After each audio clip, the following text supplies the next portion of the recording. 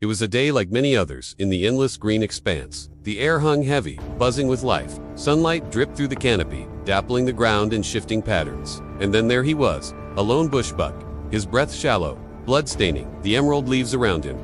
He was trapped, cornered by thick, tangled vines. His legs trembled. His heartbeat echoed the thrumming of cicadas. Life ebbed away, leaving behind a chill that had nothing to do with the humid air. He was dying, but not without a final defiant act. See, 2 jackals had cornered this bush. They had stalked him for hours across the sun-dappled forest floor and through thickets. Now he was theirs. His frantic heart hammered against his ribs, each thud a drumbeat of impending doom. The jackals, lean and hungry, circled, their eyes gleaming with predatory light.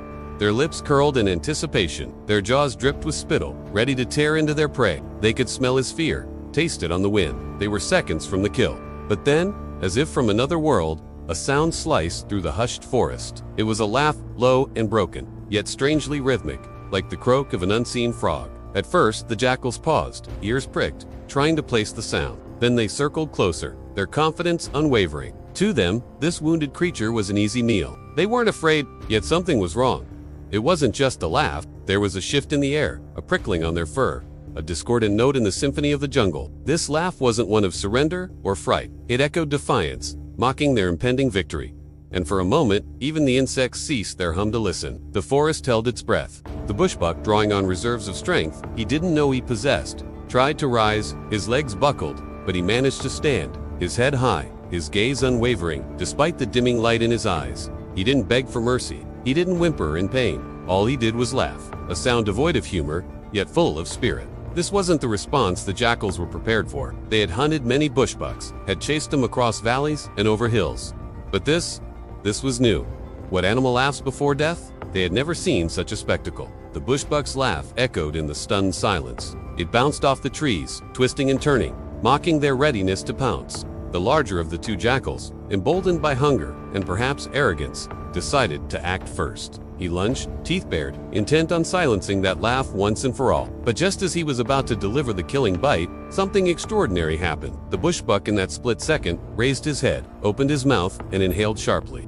It was a simple action, a natural reflex, yet it carried the weight of defiance. It was as if he was savoring the taste of freedom, even as death approached. The jackal froze, caught between instinct and an inexplicable hesitation. In that brief pause, the tables turned. The hunter became the hunted. The predator faltered, confused by a final act of courage. And while the jackal hesitated, the other predator, a female this time, emerged from the undergrowth. She had been watching, waiting, and the bushbuck's laughter had piqued her curiosity. Her sleek form, striped like twilight, moved with the grace of a phantom. Before either the jackal or his prey could react, she was upon them, a blur of spotted fury. Chaos erupted. The male jackal yelped, caught off guard. The female pounced, her claws flashing, her teeth bared. The bushbuck, too stunned to move, could only watch as the struggle unfolded inches from his fading vision. The balance of power had shifted dramatically. He saw the male jackal, his fur bristling, slink away into the thickening shadows. He saw the female wrestle with the leopard, her own hunger momentarily forgotten in the face of this new challenger. In that moment,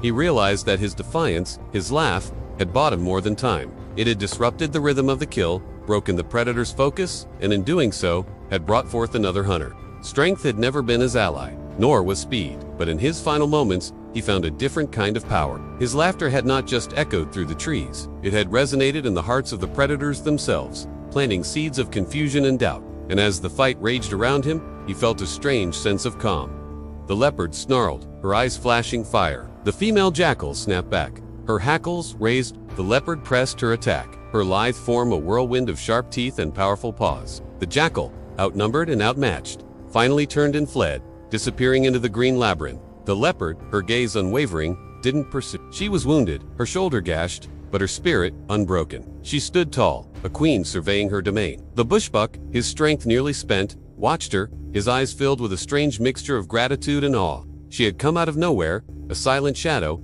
and delivered him from the jaws of death. It wasn't brute force that saved him, but his final act of defiance, his strange, haunting laugh. It was a reminder that in the intricate web of life, even the smallest thread can alter the pattern. He sought the leopard approach, not with the intent of killing, but with a strange gentleness. She nudged him, her touch surprisingly light. It wasn't a gesture of dominance or submission, but something akin to respect. She had heard his laugh, understood its meaning, and in that moment, their roles seemed to shift. He, the dying prey, and she, the triumphant hunter, shared a silent understanding born of courage and defiance. In the vast theater of the wild, their roles were clear. The leopard was the hunter, the bushbuck, the prey, yet in this strange, fleeting moment, there was a silent acknowledgement of something more, a recognition of the spirit that had united them both. It was a connection forged in the crucible of survival, a testament to the enduring power of nature's will to live, to laugh, even in the face of death itself. As the leopard watched, she didn't see a pathetic animal cowering in fear, but a creature that had met death with a defiant laugh, a creature that had lived fully and would die with dignity. And as the sun dipped below the horizon, casting long shadows across the forest floor, the leopard turned and disappeared into the darkening trees, leaving the bushbuck alone with his thoughts and his memories. His vision blurred, his breathing grew shallow. He knew his time was near, but he wasn't afraid. He had faced death bravely, defiantly, and somehow in doing so, had earned a measure of respect from his pursuer. As darkness enveloped him, he closed his eyes, a small smile touching his lips. He had played his part well, the dying bushbuck who laughed at death itself. His laughter had echoed through the trees, carrying with it a message of resilience and courage. And in that message, there was a strange solace. He hadn't been merely a victim, he had been a source of wonder, a catalyst for change. His laugh had disrupted the rhythm of the hunt, had brought an unexpected guest to the clearing, and had touched the heart of a predator. In the grand scheme of the wild, his death wasn't just a footnote.